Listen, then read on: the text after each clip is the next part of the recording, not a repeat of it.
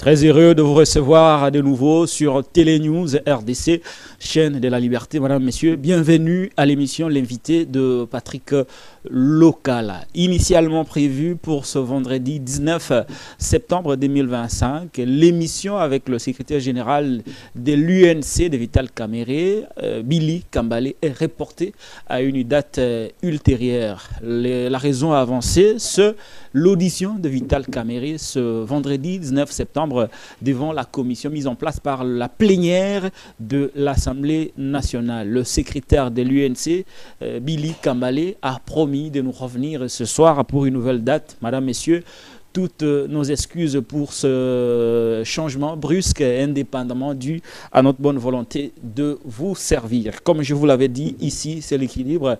Nous donnons la parole à tout le monde. Et bien, il y a des gens qui sont passés avant lui pour avancer des choses contre Vital Kamerhe. Il a estimé bon de nous contacter pour un droit de réponse, ce qui a été accordé, mais malheureusement, il a trouvé un imprévu. Mais entre-temps, nous recevons pour vous un autre analyste politique qui vient décrypter l'actualité avec nous. L'actualité en République démocratique du Congo reste dominée par la plénière ou l'examen de la pétition au niveau de la commission spéciale mise en place par la plénière de l'Assemblée nationale pour évaluer les pétitions qui visent le membre du bureau, principalement l'honorable Vital Kamerhe Lwakanyingini.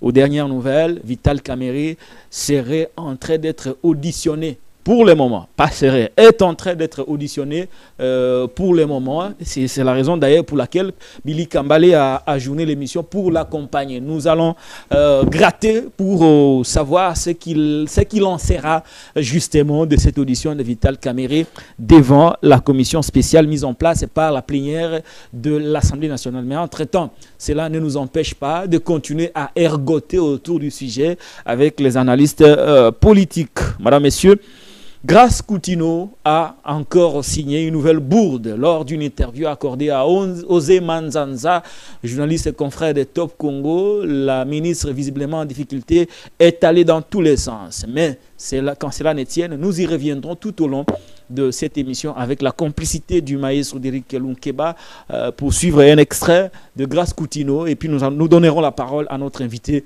pour des analyses. Nous sommes avec Marlin Vuvuzela. Il est l'initiateur et président du mouvement des révolutionnaires congolais, MRC. C'est son mouvement. Il a refusé d'être militant de parti politique. Il a préféré créer son mouvement pour entraîner tous les jeunes dans ce qu'il fait comme combat pour le changement et la révolution de notre société. Et donc, Marlin Vuvuzela nous fait l'honneur d'être avec nous ce jour sur ce plateau. Marlin Vuvuzela, bienvenue. Merci, cher Patrick Lokala. Comment allez-vous? Je vais très bien, très en forme. Comment se portent les MRC? Les MRC se portent bien. D'ailleurs, nous avons une manifestation le 1er. Le 1er octobre pour dire non aux institutions privilégiées. Ici, les députés ont menacé le bureau. On leur a ajouté 5 000 $ à chacun. Une enveloppe de 8 milliards de francs congolais a été allouée pour comme supplément aux émoluments des députés. On revient, restons sur la marche. Mais je suis sur la marche. Raison pour laquelle, quand nous avons vu la réception de professeurs des universités par la première ministre Judith Suminwa, leur demandant de serrer leur ceinture. J'ai vu comment est-ce que le ministre, que j'apprécie beaucoup, Doudou Famba, a demandé aux professeurs des universités d'attendre l'exercice budgétaire 2026. Mais du coup, pour les députés, il y a eu 8 milliards. Et donc, il y aura une marche.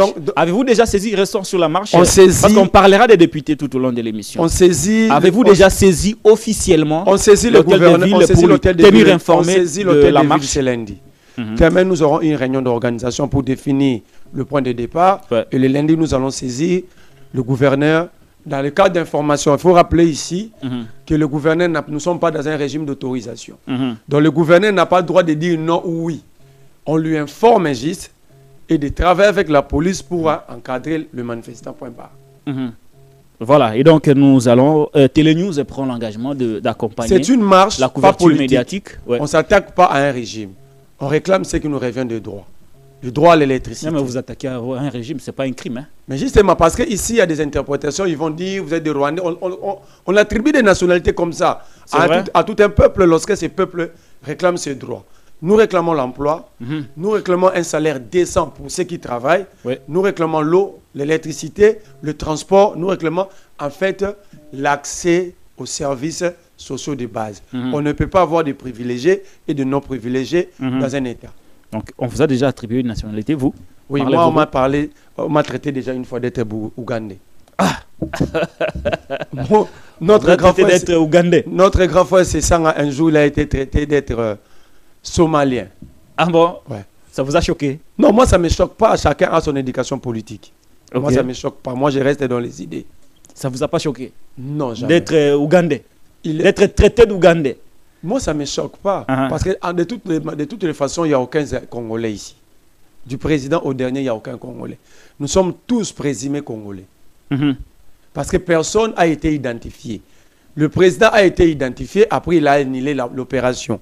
Ça veut dire, au jour d'aujourd'hui, il n'y a personne.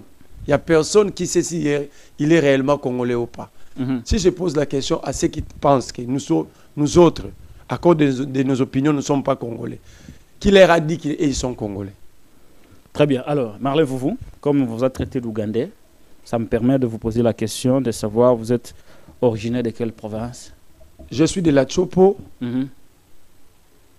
dans le territoire de Basoko, secteur de Bombengue, village de Yakoyo. Village de Yakoyo. Ah, vous avez la maîtrise parfaite de... C'est mon identité. Vous êtes né où? Je suis né à Kinshasa. Vous avez déjà été chez vous à plusieurs fois, je rentre encore. Et vous appartenez à la grande communauté des Anamong. Voilà. Donc, Marlez-vous n'est pas ougandais. Je partage le même.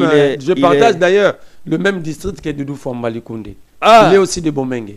Il est aussi Anamongo. Si je suis ougandais, c'est que Fwamba aussi est ougandais. C'est que moi aussi je suis ougandais. Parce que nous avons les mêmes ancêtres. Donc, en gros, le président de la République a marché sur la conscience en nommant un ministre des Finances des nationalités ougandaises. Ah, Marley, vous aimez très bien amuser un peu la galerie pour choquer. Voilà. Hein. C'était pour dire tout simplement. Donc, les chefs de l'État nomment un ougandais. Voilà. Parce que vous partagez les mêmes origines. Secteur. Avec Doudou. Avec Doudou Fwamba. Même territoire avec... Mais vous êtes ougandais. Et donc... Doudou aussi même territoire avec F. Bazaïba. Oh oui. Même territoire avec Mama Eve. Oui, elle est Mosoko. Elle est aussi ougandaise. Voilà, maintenant nous avons des ministres ougandais.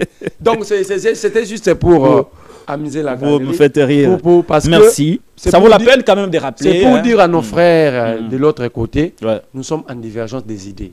Tous nous nous battons pour le Congo. Ça ne sert à rien d'attribuer des nationalités abusivement aux autres.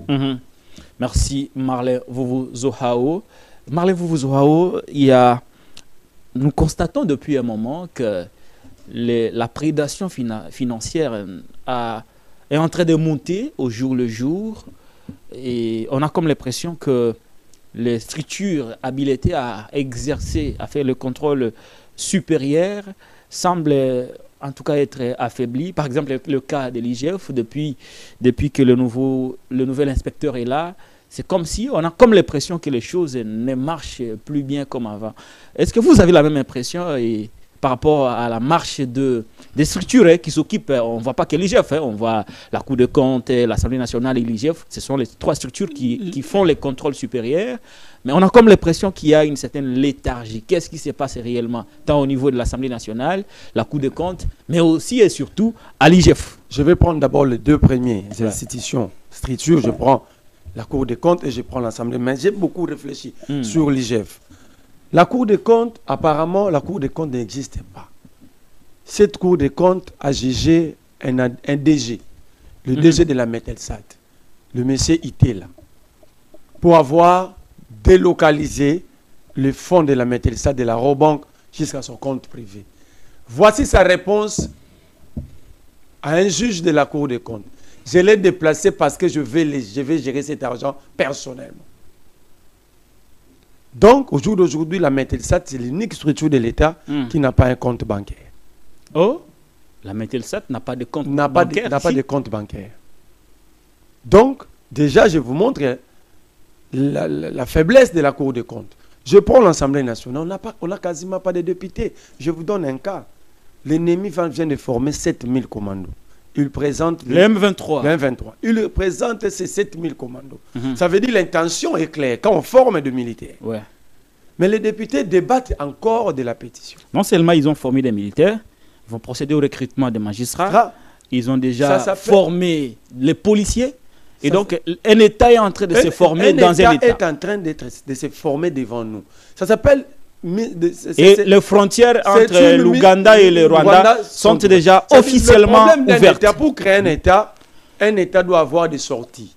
Or, l'espace occupé par l'M23 a déjà des sorties vers l'Ouganda et le Rwanda. C'est-à-dire c'est une balkanisation, c'est la création d'un État devant nous.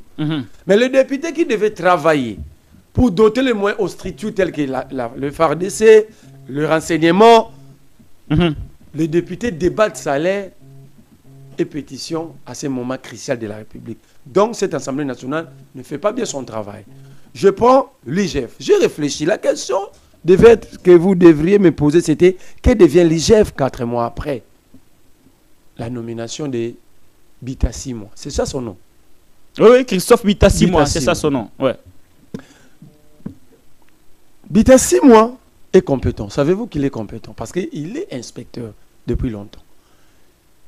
C'est un expert des finances publiques. Donc, je ne peux pas dire ici qu'il est incompétent. Son problème, c'est que ceux qui l'ont placé, ses mentors le contrôlent. Il est contrôlé par les DIRCAB du président de la République. Anthony Kinzo. Il est contrôlé par Anthony Kinzo, DIRCAB. C'est lui son mentor. C'est lui qui a permis à ce que Bitassimwa soit là où il est aujourd'hui. Mais le problème, ce n'est pas simplement parce qu'il est nommé, parce qu'il a été parrainé par Bitassimwa, par Anthony Kinzo. Tous, en politique, chacun a un parrain. Oui, c'est normal. Mais le problème, c'est que son parrain lui donne une ligne qui est contraire de la ligne laissée par Gilles Alinguetti. Contraire à la ligne de l'IGF. Voilà. Connu pour ses enquêtes. Connu pour ses enquêtes. Connu pour la traque en amont comme en aval. Des prédateurs. Traque contre le prédateur de la finance publique. Là maintenant, tous ces prédateurs financiers se sont retrouvés. Parce que là, il est dirigé dans l'ombre. Ah, Bitassimwa dirigé dans l'ombre. Ça veut dire téléguidé. Il n'a pas la liberté de faire son travail. Il est dirigé, il y a ceux qui le dirigent. Imaginez qu'un inspecteur des finances, une structure très importante pour la République, une structure qui doit aider le président, enfin, dans la façon de mobiliser les recettes publiques. Et d'encadrer les finances publiques. Mais il n'a pas de contact avec le président de la République. Ah, Bitassimwa n'a pas de contact direct avec le président de la République. Mais Jules Alinguetti avait quand même le contact direct avec le président. Qu'est-ce qui fait que Bitassimwa n'a pas de contact avec le président l'avait choisi librement. Mais si nous parlons d'un monsieur qui a été parrainé pour être nommé. Ah, c'est ça la différence. C'est ça la différence. Entre Alinguetti et Bitassimwa. Sur le plan compétence, ils sont tous des compétents. Les mêmes. Tous deux sont compétents. Voilà. Mais la différence... La différence, c'est que ici, le président avait choisi Gilles Alinguetti. Ici, on a présenté quelqu'un au président de la République. Oh là là. Et ce qui fait que Bitassimwa est plus redevable à ces groupes dirigés par Anthony Kinzo. Et Anthony Kinzo et son groupe font tout pour que Bitassimwa ne soit pas en contact direct avec le président. Donc il y a une ligne d'affaiblissement imposée par les DIRCAB, alors que les DIRCAB devaient travailler, trouver de vrais hommes pouvant aider le chef de l'État à construire son bilan. 4 mois après, vous allez comprendre avec moi, Bitassimwa est dans l'incapacité d'orienter des patrouilles financières dans des entreprises publiques. Pourquoi l'IGF n'est plus dirigé par lui directement? L'IGF est dirigé et contrôlé à partir de la présidence. Pas par le président, mais je parle de la présidence. Je ne parle pas de l'institution présidente. Ouais. Par la présidence, il y a un groupe là, le groupe que nous venons d'évoquer ici. Ouais. À la tête, le DIRCAB du président de la République lui-même. Ce qui fait, cette ligne d'affaiblissement empêche Bitassimwa de prendre des décisions comme Gilles Alinguetti faisait. Alors que Jules Alinguetti a combattu au péril de sa vie, tous on était ici, comment est-ce que ce monsieur était menacé?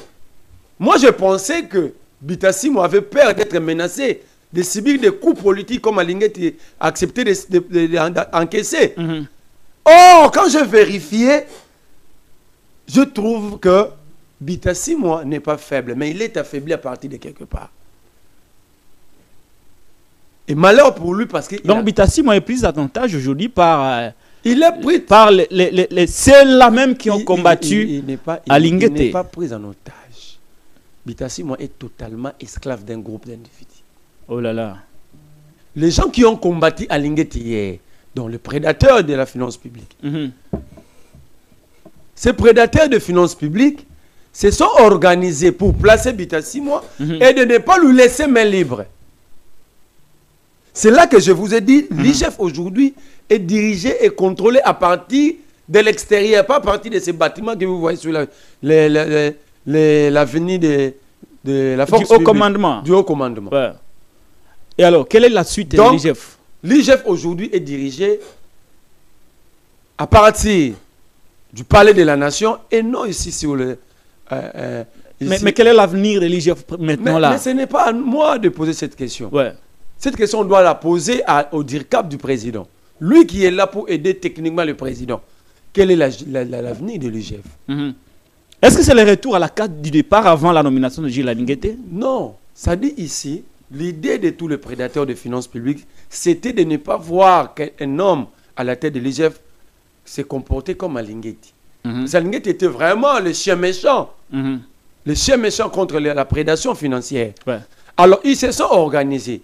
Avant qu'Alinguetti puisse quitter l'IGF, vous avez vu qu'est-ce qu'Alinguetti n'a pas suivi comme insulte qualificative. On rappelle ici, d'après certaines... D'ailleurs, excusez-moi, c'est... Alinguetti est allé en retraite en violation. La retraite, c'est à 65 ans. Alinguetti n'avait même pas 65 ans. Jusqu'aujourd'hui, je pense qu'il a 65 ans.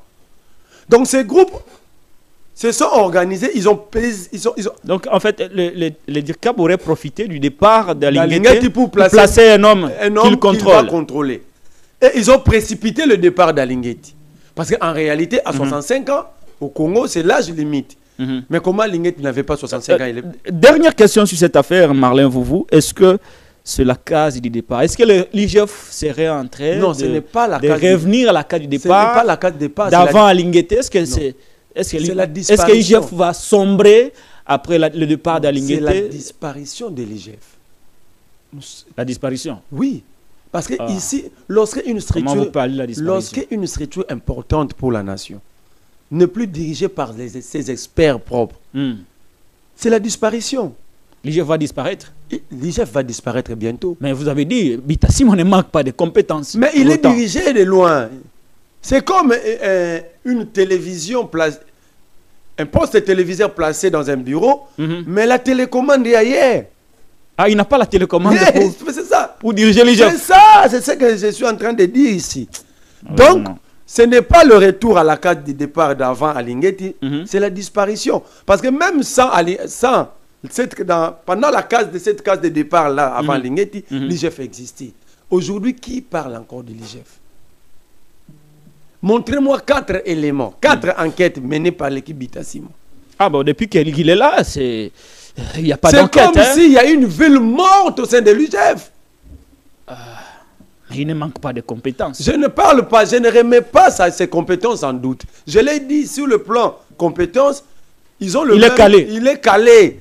Je ne peux pas venir ici. Bon, que doit-il faire maintenant? Il doit s'émanciper. Vous pensez que c'est possible de s'émanciper du DIRCAP du président de la République? C'est possible, c'est possible. Comment est-ce qu'Alinguetti avait fait pour contourner tous ces gens? Vous avez dit que lui, Alinguetti, avait la confiance du chef. Il avait le contact direct du chef. Il avait accès au président. Parce qu'Alinguetti avait prouvé qu'il pouvait faire un travail. Est-ce que vous pensez que Bitassimou va s'émanciper du DIRCAP qui est comme son mentor? Si Bitassimou n'arrive pas à s'émanciper, il n'a pas le schéma, il n'a qu'à contacter Alinguetti. Aujourd'hui, Alinguetti reste l'unique expert de l'IGF. Quand vous allez en retraite, vous restez expert à tout moment. Vous pensez que c'est possible, c'est facile de contourner un mentor? Oui, c'est facile. simplement de s'opposer à une ligne d'affaiblissement. On va changer de sujet. Donc, pour conclure, je demande à Bitassi, moi, nous, Congolais, nous croyons à cette structure de l'État. Même à l'opposition, vous croyez à l'IGF? Nous croyons. C'est pourquoi moi, j'avais défendu Gilles Alinguetti. Je l'ai dit, je n'ai pas honte. Comment pouvons-nous vivre dans un État où les gens n'ont pas peur de prendre 70 millions, 100 millions, 40 millions, 40 millions. Dans ces pays-là, 27 millions de Congolais vivent sous insécurité alimentaire. On n'a pas d'école, pas de centre de santé communautaire, pas d'eau, pas d'électricité. Alors, Alinguetti était mieux.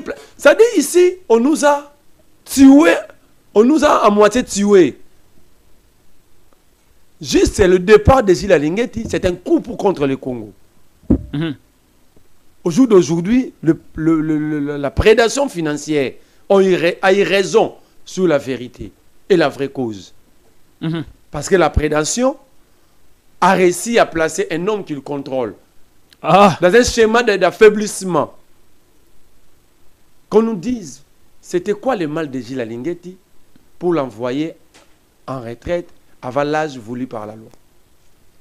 Merci beaucoup, Marlin Vuvuzela. En tout cas, si ce que Marlin vous dit est vrai, que le nouvel inspecteur de l'IGF, qui pourtant est compétent, est pris en otage par le système prédateur, pris en otage aussi par le DIRCAB du président qui serait son mentor. En tout cas, c'est extrêmement difficile de travailler dans ces conditions. Il a vraiment besoin de s'émanciper. On a toujours dit, cette histoire de structure parallèle à la présidence. Pendant l'investiture du gouvernement Souminois, vous avez vu une députée IDPS, Elie de Kisanga, nous quoi, elle avait pris parole. Elle disait, Maman Souminois, ce qui va bannir au ministre au parallèle à la présidence démissionner. C'est ça le problème. Les gens qui ne sont pas experts, il est à la présidence, mais c'est un dédoublement de structure. On a dédoublé l'IGF en fait. Parce que le poste de téléviseur reste sous l'avenir au commandement, mais la télécommande ici au Palais de la Nation. C'est Anthony qui gère. C'est au Palais de la Nation. Donc il y a un problème. C'est un dédoublement de... On a dédoublé l'IGF. On a dédoublé l'IGF. Alors ici, ça qui justifie l'inefficacité aujourd'hui. Je lance un appel solennel au président de la République, ou pathétique au président de la République. Pour que? Pour qu'il puisse peser de tout son poids pour libérer cette structure qui reste très importante pour la vie de la République. Libérer la structure des mains d'Anthony Kinzo. D'Anthony Kinzo et de son entourage. Merci beaucoup, Marlin Vouvou. Il a sa propre responsabilité, Bitassi, moi, qui a pourtant des compétences, mais aujourd'hui nous apprenons qu'il serait pris en otage par le DIRCAB du chef de l'État, Anthony Kinzo, qui a pesé de tout son poids pour le placer. Il a profité justement du départ de Gilles Alinguetti pour profiter un homme qui le contrôle. Et aujourd'hui, nous apprenons que l'IGF est dirigé, contrôlé en dehors de l'IGF et c'est par Anthony Kinzo et son groupe. Nous le dénonçons avec la plus grande fermeté. On change de chapitre. Malez-vous. Nous allons prendre la vidéo de Grace Coutinho. Vous suivez notre ministre de la Justice, de la Jeunesse. Vous la connaissez? Non. La fille du pasteur. Je la connais par nom. Par son nom. Souvent le Congo. Son père a fait un grand travail. Hein? Non, il n'a jamais, Coutinho n'a jamais fait un travail pour lui. Sauf le Congo. Il n'a jamais fait un travail. Il a été arrêté pour du port à d'armes. Non, nous ne parlons pas de... Mais vous avez dit, il a sauvé... On peut pas, vous avez dit que son père a fait un grand travail. Nous parlons de sa fille. On ne fait pas un... Vous avez parlé de Coutinho qu'il a fait un grand travail avec son roi le Congo. On ne peut pas sauver un pays apportant illégalement des armes. Non, mais c'était des coups, des cabales politiques. Non, vous parlez de Joseph Kabila, mais en 94... Certains de ses collègues étaient... Non. En 94, utilisé pour les nuire. En 94, lorsque Coutinho était arrêté par le conseil spécial Ngwanda, c'était encore Joseph Kabila. Arrêté pour le même fait? Pour le même fait. Qui vous a dit ça? Allez à la présidence. Vous, qui vous a dit? C'est de l'histoire, va vérifier. Vous êtes l'archiviste, journaliste archiviste. Allez-y vérifier. Il a été arrêté en 1994 par le conseil spécial du président Mobutu, Honoré Ngwanda Zambo, pour port d'armes illégales. D'ailleurs, pendant son audition, dans le cabinet du conseil spécial, Coutinho dira je ne serai pas jugé au Congo parce que je suis angolais. Vérifiez, vous me donnerez raison. Vous êtes le premier à vous plaindre de ceux qui vous donnent des nationalités. Mais vous venez quand même renier la nationalité d'un pasteur. Je ne donne pas la nationalité à Coutinou. Je vous dis, je connais votre capacité d'investigation. Je sais que vous êtes archiviste. Vérifiez, vous me donnerez raison. C'est lui-même qui avait dit, je ne serai pas jugé au Zaïre parce que je suis angolais. Bon, je vais vérifier. Archives, je prends sous réserve. Les archives à la présence de la République. Je prends sous réserve cette information. Les archives à la présence de la République. Je ne la rejette pas. Merci. Je ne l'accepte pas non plus. Mais je prends l'engagement sous réserve. Non, je ne prends aucun engagement. Que vous allez enquêter. Je suis désolé. Je ne prends aucun engagement.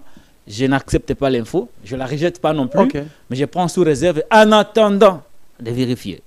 Merci. Si oui ou non Coutinho serait angolais et qu'il aurait dit au cours de son audition à l'époque où Papa Ngwanda dirigeait les services. Mais vous connaissez sa fille qui est aujourd'hui ministre. C'est d'elle que nous allons effectivement parler parce qu'elle a fait une sortie médiatique au micro d'Osé Manzanza, notre confrère de Top Congo FM. Au cours de cette audition, elle a abordé les consultations qu'elle venait d'initier il y a quelques jours. Je vous propose cet extrait choisi par Derrick Lunkeba, le maestro. Nous y reviendrons sur ce plateau pour donner la parole à notre invité Marlin Vouvou, président du MRC. Derrick Lunkeba. Qu'est-ce que vous connaissez des problèmes des jeunes Congolais? Alors, au vu déjà comme vous l'avez dit, il y a des consultations qui ont été faites avant et est-ce que ça a même le même résultat et quel est le résultat qu'on attend? Vous savez déjà, les consultations qui ont été faites avant a eu des bases de données selon les réalités passées. Et ces bases de données, nous l'avons.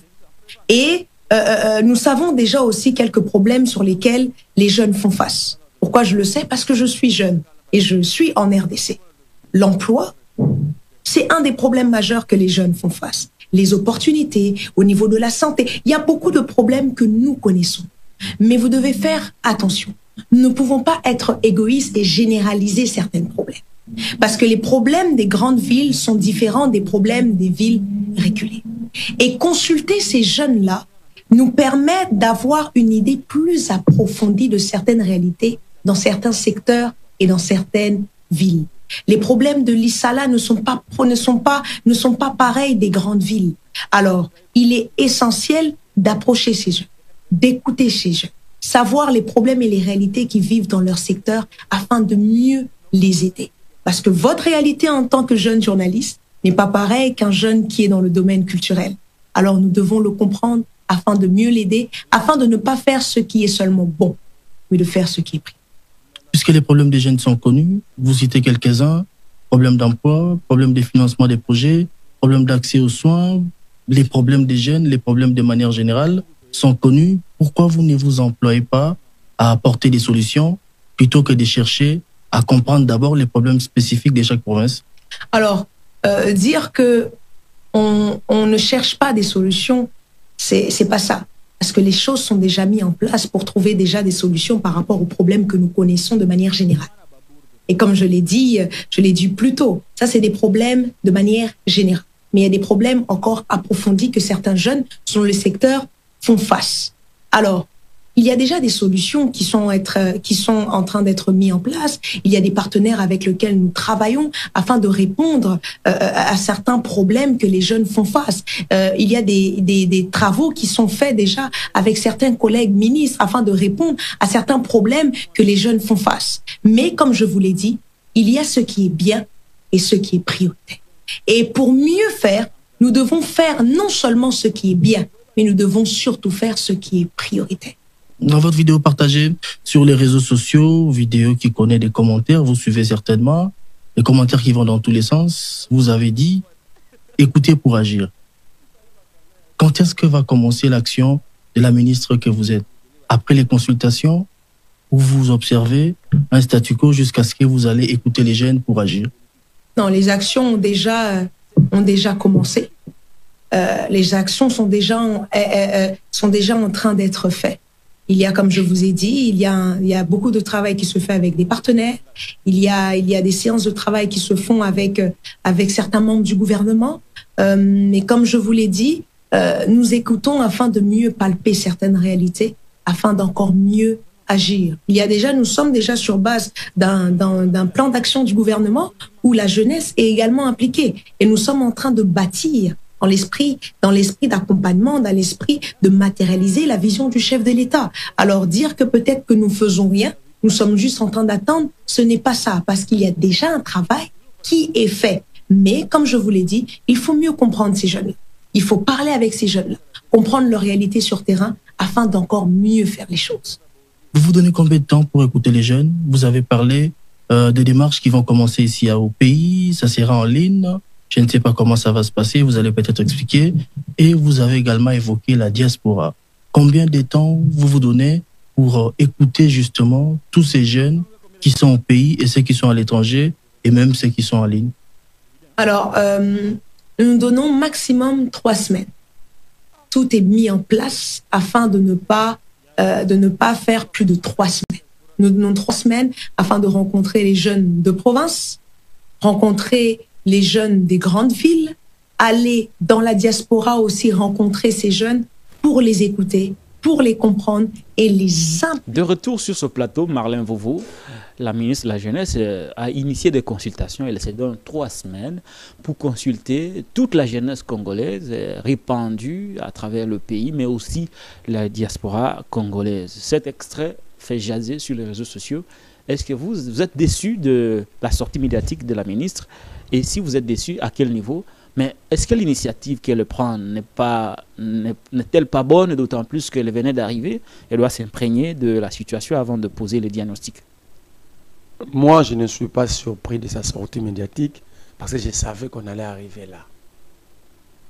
Elle n'a jamais été à l'école. Tout le travail qu'elle a fait dans sa vie, elle n'a pas étudié. Disons les choses telles qu'elles sont. Elle est née en 2000, l'an 2000. Elle est née en 2000. Elle a fait l'école primaire, les humanités. Attends, ouais. Je sais, je connais votre capacité. Elle a quitté le Congo en 2005. Elle est rentrée définitivement, ce sont ses propres paroles. Elle est rentrée définitivement en 2019, après avoir passé 14 ans à l'étranger. Elle nous dit qu'elle a 2 diplômes de licence. C'est un exploit. 6 ans de l'école primaire, 6 ans d'école secondaire et humanitaire. Ça fait 12 ans. Ça fait 12 ans. Et dans 2 ans, elle a 2 diplômes universitaires. Donc, en conclusion, elle n'a pas étudié. Tout ce qu'elle a fait dans sa vie, c'est porter la Bible pour son père. Parce qu'en 2017, en étant mineure, elle est née en 2000. En 2017, elle avait 17 ans, déjà consacrée pasteur. En 2017. Nos mêmes ministres, première bourde, ce n'est pas sa sortie médiatique. C'était quoi? Elle a amené le fidèle de son église au cabinet, dans un bâtiment public, afin de chanter pour elle. Vous avez vu des vidéos. Oui, les vidéos ont fait le buzz sur les réseaux sociaux. Donc, malheureusement. Elle a confondu l'église au cabinet du travail public. Premier problème. Deuxième problème. Elle se fixe comme objectif, elle veut consulter toute la jeunesse congolaise, de l'intérieur comme de l'extérieur. L'initiative n'est pas mauvaise en soi. L'initiative n'est pas mauvaise. Très bien. Mais quel est le cahier de charges? Parce que moi aussi je suis jeune. On va me consulter sur base d'un cahier de charges. C'est quoi le cahier de charges? Elle dit qu'elle veut s'imprégner, écouter pour agir. Non! Écouter pour agir. Vous allez écouter, aujourd'hui la population congolaise est estimée à 120 millions d'habitants. Et 65% ou 70% de cette population est jeune.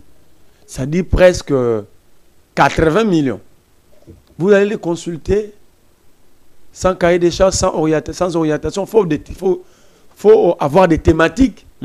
Vous n'allez pas consulter un mécanicien et pour lui poser des questions sur la mathématique ou sur la médecine. Mais elle ne pouvait pas tout dire dans une émission, vous aussi. Non. Elle ne pouvait pas tout dire. Ouais. Mais comment avoir ces cahiers de charges? C'est ce qu'elle n'a pas dit. Ça, c'est un.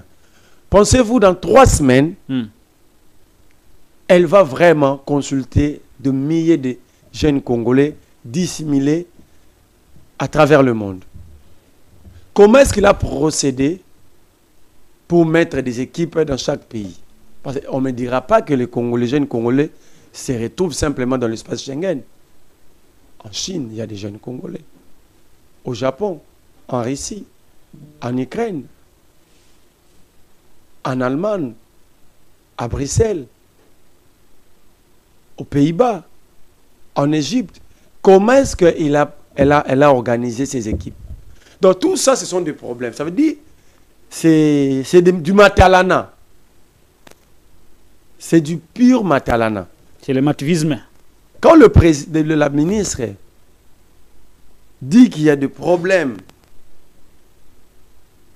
il y a un problème général, mais il dit encore des problèmes approfondis. Ah, problème général et des problèmes... Vous venez de les suivre. Elle voulait dire spécifique. Ne soyez pas aussi rigoureux. Je ne suis pas dit. Ne soyez pas aussi dur. Hein. Parce qu'en réalité... Elle voulait dire spécifique. Il y a des problèmes généraux, mais il y a aussi des problèmes spécifiques. C'est ça qu'elle voulait dire. Elle a dit approfondi. Ah, bon.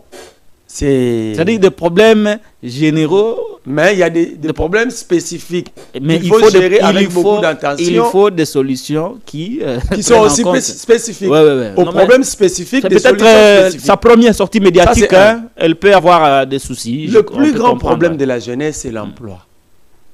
Parce que le Congo produit plus de 100 000 diplômés universitaires par année à travers le monde. Le premier problème. Ça ne nécessite pas de consultation, mais une bonne politique publique d'entrepreneuriat. Deux, le problème, c'est le jeune Koulouna. Les jeunes désœuvreux, hein? Qui n'ont aucune formation. L'encadrement, la réintégration. La réintégration. Ouais, de ces jeunes et de la société. Comment, par exemple, transformer nos prisons au véritable centre de formation. De rééducation. De rééducation, d'encadrement, de réinsertion sociale. Imaginez qu'on arrête un jeune. Vous et moi, nous avons fait la prison. On a vu des jeunes arrêtés à 15 ans, condamnés à 10 ans. Vous les libérez en 25 ans. Il commet le même acte. Il récidive. Parce qu'il n'a aucune formation. Il ne sait pas quoi faire en étant en liberté. D'ailleurs, il ne va plus être Koulouna, il va se transformer en un véritable criminel. Donc, en réalité, le ministre est ailleurs. Il n'y a aucune politique, il n'y a aucune vision. Est-ce qu'elle est à sa place? Elle n'est pas. C'est ça la vraie question. Elle n'est pas à sa place. Quand vous regardez la ministre parler, elle est d'ailleurs très agitée. Non, mais c'est sa première sortie médiatique. Non. Même vous, quand vous avez fait votre première sortie médiatique, c'était pas comme aujourd'hui. Hein. Vous devez les reconnaître. Mais quand on veut nommer quelqu'un à un poste de responsabilité, on la prépare. On prépare la personne. Elle n'est pas préparée, elle n'est pas coachée, elle n'est pas encadrée. Elle n'est pas coachée, elle n'est pas préparée parce que déjà, son secrétaire privé particulière, c'est sa sœur. Sa grande sœur. Donc, il y a un problème. Sa sœur, elle a déjà travaillé où nulle part. Et nous apprenons qu'elle aurait rempli les cabinets avec les membres de l'église. Deux personnes sans expérience s'organisent pour gérer un ministère stratégique. Ah, vous vraiment... Deux personnes non expérimentées, aucune expérience dans la vie. Imaginez un jour, pendant qu'elle est déjà nommée ministre, elle prend parole dans leur église, dans leur entreprise familiale, elle dit, moi je suis vierge. Est-ce qu'on a besoin de ça? Elle est vierge. Elle a dit, la vidéo est sur la place publique. Elle a dit qu'elle était vierge. Tu es déjà nommé ministre. Vous parlez de votre... C'est pas une ancienne vidéo. Moi, je sais que ce n'est pas une ancienne vidéo. Parce que c'était la même vidéo qu'elle tentait de répondre aux attaques. Beaucoup qui sont en train de m'insulter là. En réalité, elles étaient incapables de garder leur virginité. Apparemment pour elle, elle a été nommée ministre de la Jeunesse parce qu'elle est vierge. Non, Marlène. Non, parce que... N'entrez pas dans ce terrain-là, s'il vous plaît. C'est elle-même. Son problème, c'est qu'elle n'a pas de maîtrise. Elle n'a pas été préparée. C'est ça aussi le travail des services. Lorsque le président veut nommer, c'est la raison pour laquelle on envoie toujours une liste pour un seul poste. Le président demande au service d'enquêter, de vérifier. Mais quand nous vivons des choses pareilles, apparemment le travail en amont n'a pas été bien fait. Que faut-il faire maintenant avec Grace Coutinho? Ce qu'il faut faire... Moi, je peux l'encadrer. L'encadrer par est-ce qu'elle a d'abord la capacité de comprendre? C'est ça le grand problème. Le grand problème, ce n'est pas qu'on ne veut pas l'encadrer. Mais est-ce qu'elle va comprendre ce qu'on va lui donner comme conseil? Parce qu'en réalité, la vraie jeunesse à consulter au jour d'aujourd'hui, ce n'est pas la jeunesse au sein de partis politiques. Parce que la jeunesse au sein de partis politiques, c'est supposé qu'ils sont déjà encadrés. Que faut-il faire avec elle? Vous refusez de l'encadrer. Mais moi, je la demanderais de consulter plus la jeunesse estudiantine. Mais c'est ce qu'elle veut faire. Elle ne veut pas faire ça. Dans 3 semaines, Patrick Lokala. Bon, vous lui demandez carrément d'ajouter un peu de jours. Mais avant de lui demander d'ajouter les jours, nous devons savoir c'est quoi ces cahiers de charges. Marlin, non, on change de sujet. Ne réfléchit pas en politique. Visiblement. Un jour, vous étiez en train de me conseiller. Marlin, tu fais la politique, tu es mon frère. En politique, on agit sur base d'orientation coulée dans un cahier de charges. Mais aujourd'hui, vous me demandez de l'orienter, de l'aider, sans connaître le cahier des charges.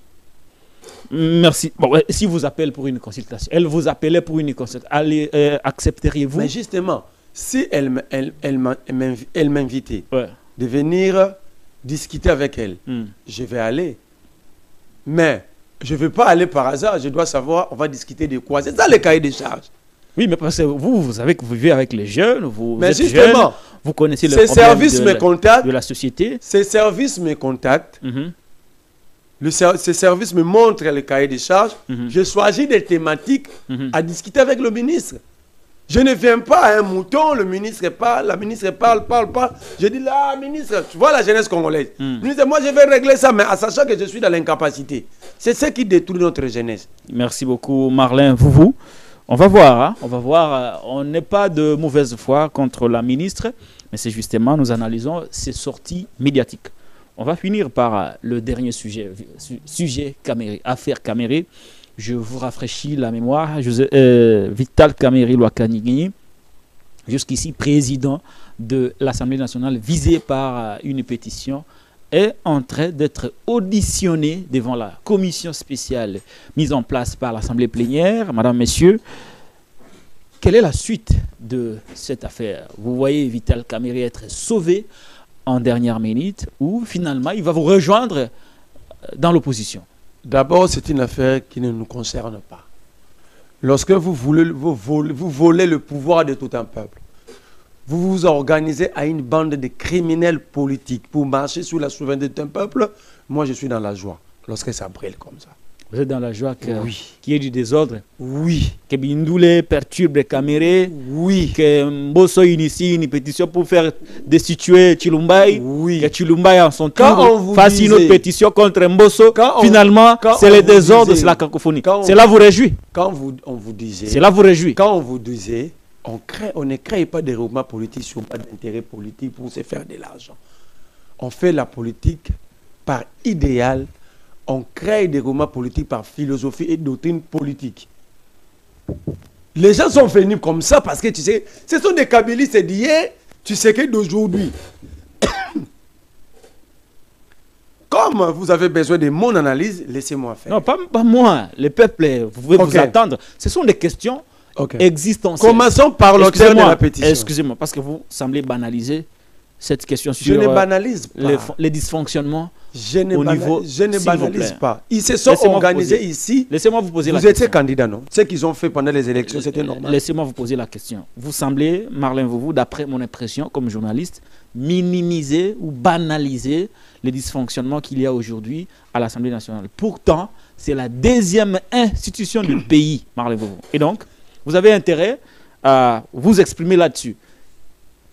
Quelle est votre analyse par rapport à cette situation? Au-delà du fait que la victoire du peuple a été volée, comme vous l'avez dit, au-delà du fait que ce sont des kabylistes recyclés qui travaillent aujourd'hui avec Félix Tshisekedi, est-ce que Kamere sera sauvé ou sera noyé?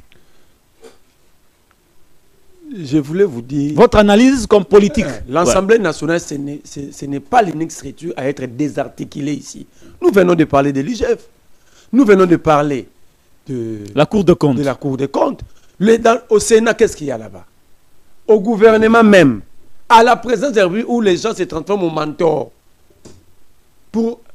avec des politiques d'affaiblissement de structure de l'État. C'est l'État qui n'est plus vivant. C'est l'État qui n'est plus vivant. Mais j'analyse. Ouais, par rapport Commençons par l'auteur de la motion. Mbindoulé, c'est un expert en mention alimentaire. Bindoulé. C'est Mbindoulé. C'est Bindoulé. Mbindoulé. Bi. Pas Bi, Mbi. C'est Mbi. Mbindoulé. Ah bon. C'est un expert en mention alimentaire. En 2014, il a fait des bruits ici. Motion contre le gouvernement Matata.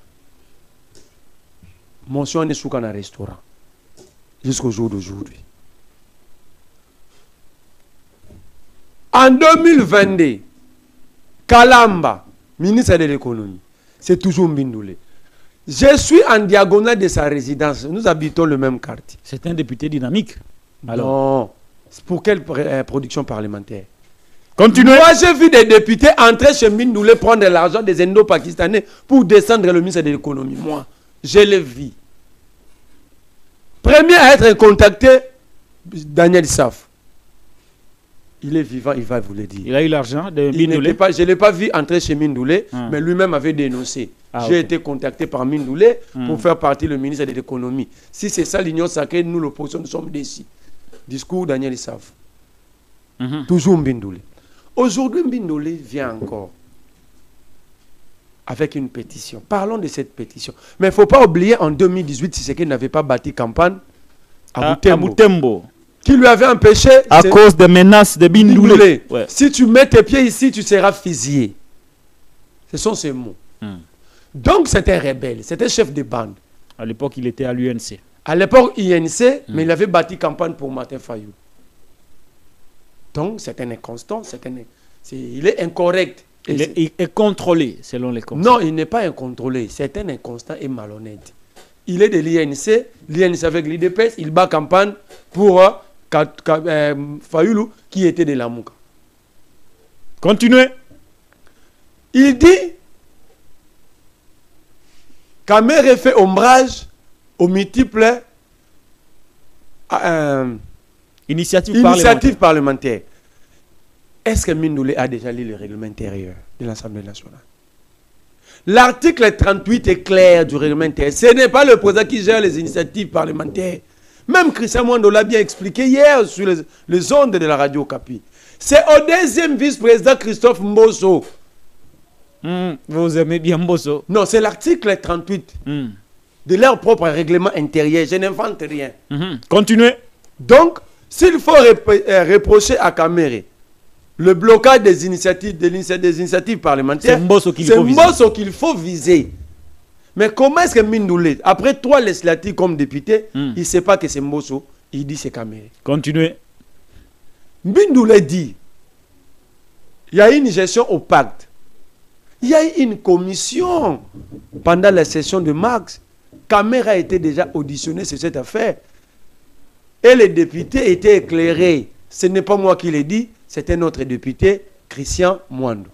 Hier, il dit que cette affaire a été classée parce que le rapport de la commission était clair. Continuez. Alors, question à Mbindoulé. Il a constaté cette gestion au pacte pendant les vacances parlementaires ou pendant la session de mars. Parce que pendant la session de mars, que la commission a été mise en place et la commission, les rapports étaient clairs, il n'y a pas une gestion au pacte. Opaque. Ouais. Merci pour la correction. Mbindoulé dit, le social des députés pose problème. C'est là mon problème. Ah, voyez, je vous ai empêché au départ, il fallait garder ça. Le social des députés pose problème. Mbindoulé est PCA. Mbindoulé au cadastre minier. Au CAMI. Oui. Il est PCA. PCA. Très bien. Mbindoulé gagne. Cumul de fonctions. Avantage compris. Même si la loi ne l'interdit pas. Avantage compris, Mbindoulé a $60 000 par mois comme PCA. Pardon? Il a $60 000 le mois comme PCA. Il touche beaucoup d'argent. Hein? Il a $15 700 comme émolument visible. Ça sera désormais à 20 000. Attends. Ouais. Comme émolument visible. Il a $7 000 comme émolument invisible. Ok. Ça fait... Ça fait 22 000. On va faire les calculs. Ça fait 22 000. Il a 1300 $ par mois carburant à l'Assemblée nationale. Ça fait 23 000. Avant chaque session parlementaire, rentrée parlementaire, ils ont 7 000 ou 7 500 $ pour l'habillement des députés. L'accoutrement. L'accoutrement des députés. C'est ce monsieur-là qui dit qu'il n'est pas mis dans de meilleures conditions sociales. Donc par mois, il toucherait à presque 100 000 $. Presque 100 000 $. Mais il dit, social n'a pas de députés ont posé problème. On est dans quel pays? Très bien. Là, vous avez fini avec Bindoulé. Il dit, les députés n'ont pas de véhicule. On peut nous montrer ces députés qui viennent au palais du peuple par moto ou vélo. Parce qu'on sait qu'il est de coutume à chaque législature. Comment on peut pérenniser? On fait une dotation de véhicules. C'est depuis Kabila, Tshisekedi l'a repris. Comment voulons-nous pérenniser? C'est une mauvaise pratique d'après vous? Une mauvaise coutume. Pourquoi on veut pérenniser ça? Continuez. Les députés ont menacé de faire partir le bureau. On leur ajoute 5 000 $ à chacun. Une enveloppe de 8 milliards de francs congolais ajoutée à l'enveloppe salariale des députés nationaux. C'est là où vous énervez, vous voulez organiser une marche pour... Pendant ces temps, l'enseignant ici dans ces pays... L'enseignant, gagne entre 150 et 200 $. Enseignant? Oui. Vous savez, c'est que la communication développée par l'Union sacrée. On a dollars, 400 000, 500 000. Pour... Traduisez cela en dollars. C'est pour gonfler les chiffres. Ouais, traduisez cela en dollars. Vous allez comprendre que ce n'est même pas 250 $ ni 220. Sous Joseph Kabila, le Rwandais, non. C'est ce qu'on nous dit. Il ne faut pas ajouter ça. Même les avocats de la République nous ont dit qu'il n'est pas congolais, les Rwandais. Oh, vous me poussez à commettre une infraction. Les avocats de la République ont dit. Restez dans les cadres réglementaires. Mais je suis dans les cadres réglementaires. Ne dites pas, ne faites pas cette communication ça ici. Dites seulement sous Joseph Kabila Kabange. Non, du gouvernement l'a dit sur les zones du Top Congo. Marlez-vous. Ici, alors, vous moi, dites, je ne vais pas commettre l'infraction. S'il vous plaît, marlez-vous. Ici, vous dites sous Joseph Kabila. Sous Joseph Kabila. Si on m'interpelle, c'est le juge qui m'a demandé de dire que sous Joseph Kabila. Sous Joseph Kabila, Hippolyte Kanambe. Non, marlez-vous, s'il vous plaît. S'il vous plaît, restons. Sous Joseph Kabila. S'il vous plaît, marlez-vous. Restons dans les cadres réglementaires. Moi, je ne fais pas des émissions polémiques. Sous Joseph Kabila, un enseignant à l'université, un professeur des universités, gagnait 2100 $. 2100 $. Ok. Au jour d'aujourd'hui, ces professeurs peinent à régner 1000 $. Ils ont organisé un ils ont marché, ils ont gagné. Maman Souminois, qui ne les a pas reçus, elle a préféré envoyer l'un de ses conseillers. Maman Souminois que j'ai sali. Au mépris des enseignants. Il aurait dû envoyer le ministre de l'enseignement, le VPM, un de ses VPM pour recevoir le professeur. Mais que ce professeur soit reçu par un simple conseiller, ça m'a beaucoup choqué. Ce n'est pas ça le problème. On reçoit des scientifiques congolais par un pain et une boîte de sardines. C'est eux-mêmes qui ont acheté ça. Sans bouteille d'eau, ils n'ont pas acheté. Ils ont dit dans la vidéo, voici ce qu'on offre aux professeurs des universités.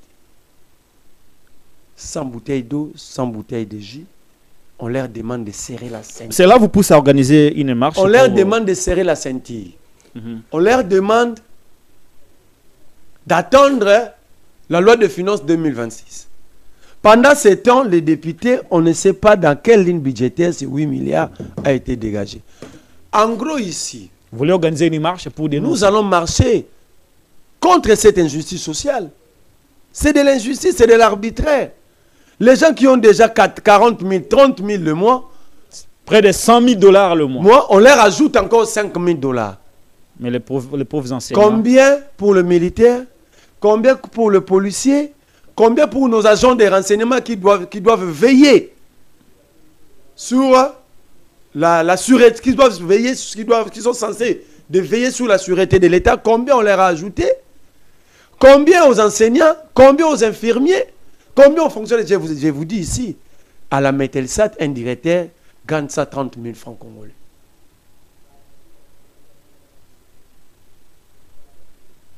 Ils ont trouvé au jour d'aujourd'hui un concessionnaire libanais qui va offrir des jeeps aux députés. Une jeep à 70 000 $. Faisons les calculs. C'est pourquoi les députés ont dit 80% de nos revendications ont trouvé réponse. Mais nous, qui va porter nos revendications? Alors, répondez maintenant à la question, parce qu'il faut qu'on termine, Marlin Vovo. Kamere va-t-il être sauvé ou noyé? À la lie où vont les choses présentement. Je ne sais pas ce qui va arriver. Ouais. Vous ne savez pas ce qui va arriver. Je prends le cas, la pétition contre Mbosso. Ah, on dit que Mbosso aurait initié une pétition contre Chilumbaï. Lui aussi, il y a une pétition contre lui. Et Chilumbaï aurait aussi à son tour initié une autre pétition contre Mbosso. Pourquoi ça? Mbosso a organisé tout ceci pour que... Mbosso a organisé quoi? C'est Mbosso. C'est Mbosso qui fait quoi? C'est Mbosso qui est à la manœuvre. Mbosso veut revenir au perchoir. Mbosso veut revenir au perchoir. Recevez tous les communicateurs ou cadres de l'Union sacrée, le débat sur le changement de la Constitution a refait surface. Et qui pour porter l'initiative? Il faut trouver un yes man. Hein? Un quoi? Un yes man. Ah, quelqu'un qui dit toujours oui. Oui. C'est Mbosso. Il a 85 ans, il n'a plus d'ambition politique. Mais Kamere, ne laissant pas une marge de manœuvre à Tshisekedi par rapport à l'accord de Nairobi, tel que rediscuté à l'hôtel du fleuve devant Uhuru Kenyatta en 2023, Tshisekedi ne pouvant pas se choisir librement un dauphin, parce qu'il y a un dauphin tacitement choisi par l'accord, Tshisekedi ne respectant pas ses engagements ni sa propre parole, veut faire partie Kamere, sous prétexte de la mauvaise gestion. C'est Tshisekedi qui a décidé de faire partie Kamere? Mais c'est Mbosso qui l'a fait comprendre que Kamere ne va jamais accepter ces changements de la Constitution. Il faut le faire partie. Il faut le faire partie, moi je vais le faire. Et l'option a été levée. La pétition ou pas, c'était déjà décidé, Mbosso allait démissionner pour déséquilibrer et créer les débats. Lancer les affaires. Mais ici, il faut poser la question, qu'est-ce que la République gagne dans tout ça? Nous sommes pendant une session extrêmement essentiellement budgétaire. Ouais. Une session n'a que 3 mois. Nous avons déjà perdu une semaine dans des débats inutiles. Si le bureau Kamere est tombé, ils vont mettre en place un bureau d'âge. Mais là, Chilumbaï et Mbosso sont encore là. Semble-t-il qu'ils ont négocié pour que les deux restent. Non. Sama Lukonde n'a pas réussi à concilier les deux. Oh, Sama n'a pas réussi. Ils ont quitté avant-hier le palais du peuple en quai de poisson. À 19h30 en quai de poisson. Oh. Mbosso et Chilumbaï. Donc les pétitions vont être déposées contre Mbosso et Chilumbaï. Parce que... Mais Mbosso va revenir toujours comme bureau d'âge. C'est ça, Mbosso n'a pas... Mbosso sait, il est en train d'organiser les... Marley, Mbosso gagne à tous les coups. Hein. Donc Mbosso... Vous les destituez, il revient à bureau d'âge. Donc Mbosso... Et après bureau d'âge... Il devient président lui-même. Pourquoi Mbosso crée encore une pétition contre Chilumbaï? Parce qu'il pensait que Chilumbaï, l'UDPS, risquerait de placer Chilumbaï. Il crée encore un autre problème à côté. Alors que Mbosso va rester là pendant le bureau d'âge, le bureau d'âge ayant des prérogatives, une mission limitée, pouvant pas débattre des grandes questions, le budget ne sera pas débattu pendant cette session. On peut accélérer les choses. Hein? Accélérer, nous savons que si le bureau Kamere est tombé aujourd'hui, les ambitions vont naître là. Les complications viendront. La gestion des ambitions, posera en connaissant la classe politique congolaise, ça va nous prendre 4 à 5 mois pour mettre le bureau Kamere. Nous avons perdu 6 mois. Pendant que l'ennemi forme 7000 commandos, avec des ambitions claires, pendant que l'ennemi recrute des magistrats, le pays est en train d'être balkanisé. Ici, on débat émolument et pétition. Ici, on débat encore émolument et pétition. Après, on va arrêter les gens. Très, kabilistes, Moutabananga. Oh, la priorité ici serait d'organiser de vrais débats sur la situation sécuritaire à travers la République. Même à Kinshasa, il y a des problèmes de sécurité. Les Koulouna sont refaits. Pas simplement les Koulouna. Les banditismes urbains, les enlèvements. Il y a un problème ici. Ça fait 3 ans avec le Mobondo. En Ituri, c'est une jungle. Mais ceux qui devaient débattre de toutes ces questions sont là, discuter de leurs émoluments et pétitions pour des repositionnements politiques. Moi, je pense que Bitakou a raison. Nous ne sommes pas en train de percevoir des députés comme des inconscients, mais ils sont inconscients. Ce n'est pas une perception, mais ils sont inconscients. Ils sont des fossoyeurs. Moi, je demande aux Congolais de se lever. Si on ne se lève pas, on n'aura rien, ni aujourd'hui, ni demain, avec ces gens. Ça, c'est Patrice Emery Lumumba. La mort, c'est un destin. Mais vivre comme esclave, c'est plus dangereux. Merci beaucoup, Marley Vouvou, d'avoir répondu à notre invitation. Merci, cher Lokala. Nous sommes arrivés à la fin de cette émission, madame, messieurs. Merci de l'avoir suivi. Cette émission a été réalisée par Derrick Lunkeba Le Maïs. Je suis Patrick Lokala. La chaise est à vous. Tout celui qui désire venir participer, réagir, vous n'avez qu'à me contacter ou à passer par des personnes qui me connaissent pour parler avec moi et venir prendre la parole comme Marlène Vouvou, comme bien d'autres viennent s'exprimer en toute liberté ici à la Télé News, chaîne de la liberté. Madame, messieurs, abonnez-vous, likez, partagez et restez fidèles à la Télé News, chaîne de la liberté.